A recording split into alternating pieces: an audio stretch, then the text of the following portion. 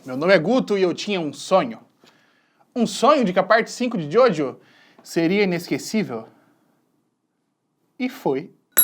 E aí pessoal, tudo bem com vocês? Eu sou o Guto e sejam bem-vindos a mais um vídeo da Cronosfera.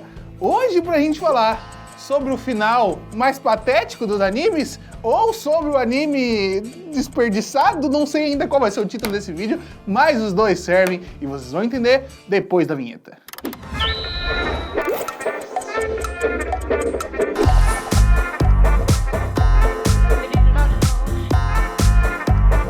Jojo Parte 5 acabou de acabar de uma maneira bem peculiar, por assim dizer. Enfim, a gente vai comentar sobre o final, sobre a temporada em geral, então se você não assistiu, não assista esse vídeo, certo? Vai assistir Jojo desde o começo, etc. Vão ter outros vídeos de Jojo aqui no canal, inclusive bem em breve, e é um anime que vale muito a pena assistir, desde o comecinho, parte 1, parte 2, parte 3, parte 4...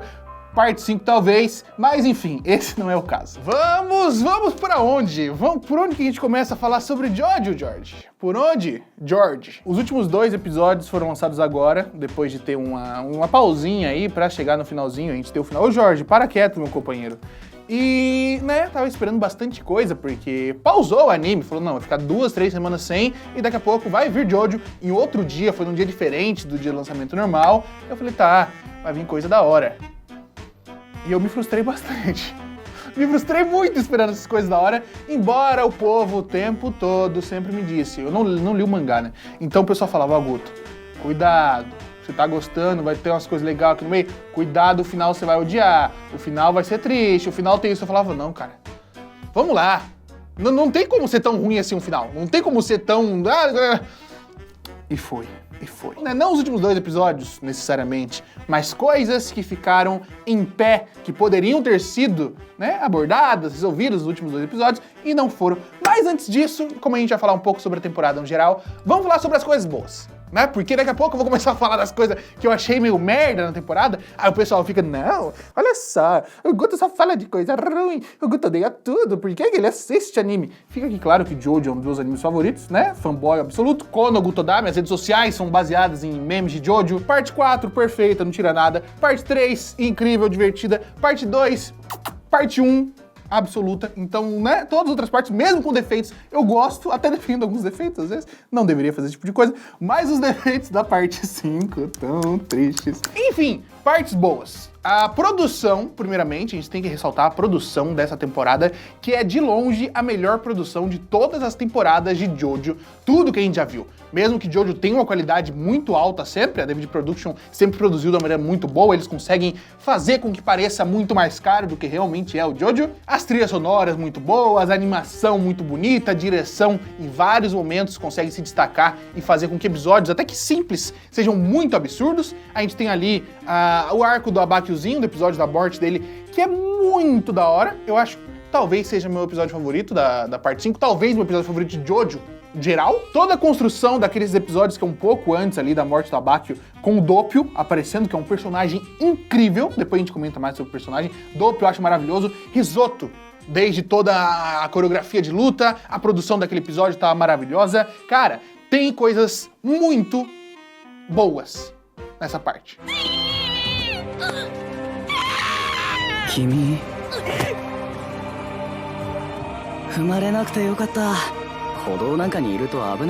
e é por isso que eu paro assim, fico olhando e falo, tá, o mesmo cara que criou o Doppio, criou o Diablo. E colocou esses 2 personagens como a mesma entidade de um vilão e decidiu que o Diablo era uma boa opção pra seguir pra frente e o Doppio abandonado. Primeiro a gente vai falar sobre os últimos 4 episódios, 4, 5 episódios ali, que foi quando despirocou, quando os caras não... só estavam seguindo ali a brisa. O primeiro momento que eu olhei, não. Falei, não, isso não tá acontecendo. Foi a questão do Chariot Requiem, que o Diablo pegou e falou, não, a sombra dele fica do lado oposto da pessoa e ele vê uma sombra pra cada pessoa diferente. Então se existe uma sombra, existe uma luz. E deu um murro. Deu um murro atrás da própria alma. E aí ele venceu o Chariot. Assim... Eu fico sem palavras.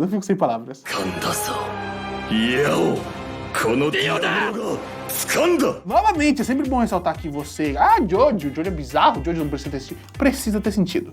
Jojo tem sentido dentro da sua lógica estranha, bizarra e maluca. E é o ponto mais forte do anime. É conseguir desenvolver coisas interessantes dentro das suas barreiras de bizarrice, considerando que elas existem. E aí teve Luz e Sombra, e finalmente a gente veio entender mais sobre o personagem do Diávolo, que eu acho que é o ponto mais fraco dessa temporada. O pessoal fala do Giorno e tal, eu acho o Giorno um personagem... Mas o Diávolo, depois de quase 30 episódios, ele foi falar, não... Olha só, eu sou o cara que foi destinado a tudo isso, como que eu tenho que ser o cara mais foda do mundo? Eu tenho esse poder aqui, o destino mandou isso pra mim. E demorou tudo isso pra gente ter um vislumbre do que ele pensa. E agora o anime veio falar de destino e tudo virou destino a partir do episódio 30. No começo tem uma mençãozinha aqui, uma mençãozinha ali, alguma coisinha de destino, né? E a obra quer que você olhe e fale, não, isso aqui é o tema do anime desde sempre. E não era o tema do anime.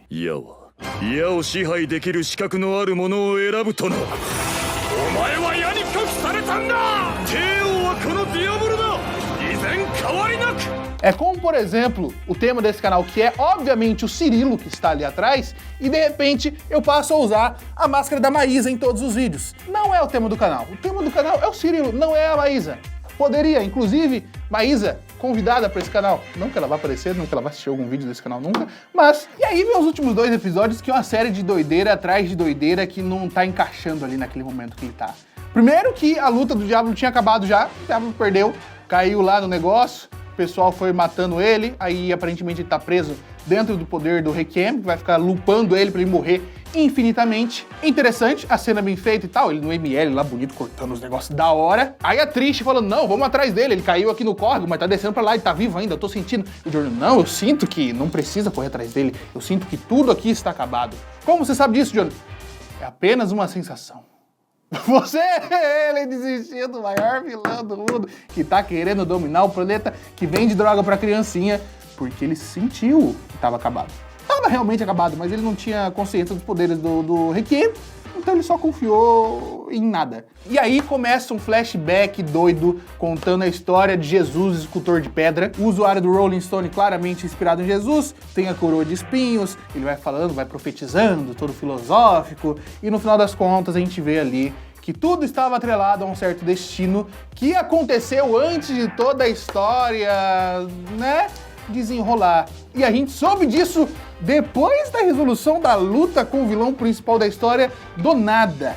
E aí quebra bastante o ritmo. Quebra o ritmo porque não tem uma razão pra isso estar ali. Poderia estar muito facilmente no começo, no segundo episódio do anime. Daqui a pouco a gente fala mais sobre isso. Aí tem cena mostrando o Polnareff, fantasminha pequenininho com o braço pra fora, assim, na tartaruga. Sabe quando você apoia assim no carro? Tá lá o Polnareff apoiando na tartarugona, falando, não, vou ficar aqui mais um tempinho, tá suave. Ele morreu. E aí cena pós-créditos, com o Giorno, poderoso chefão, sentado lá de preto.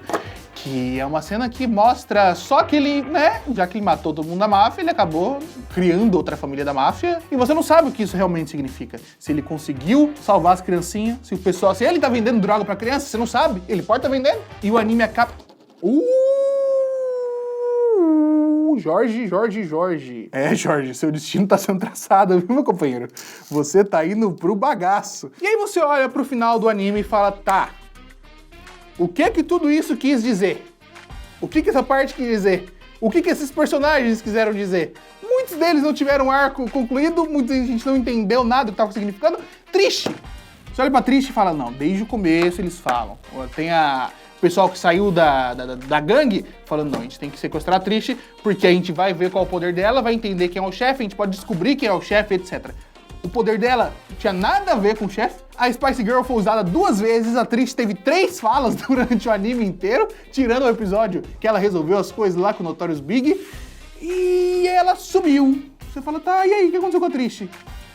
Não sei. Essa foi a parte que mais abandonou poderes, e eu não entendo por quê. Araki tem esse histórico de abandonar coisa, e esse ele conseguiu de uma maneira absurda. O Giorno tinha o reflexo lá, você batia nas coisas lá do Golden Experience, pá, você recebia o golpe de volta. Parou de receber. Ninguém recebeu o golpe de volta. Ah, o Bucciarati pode saber se você tá mentindo só lambendo o seu suor? Não vou usar. Ah, o Giorno pode colocar mais vida dentro de uma pessoa viva e aí ela perde os sentidos. Não quero usar também. なぜ僕にこんな能力があるのか知らないが、せいぜい利用させてもらうかな。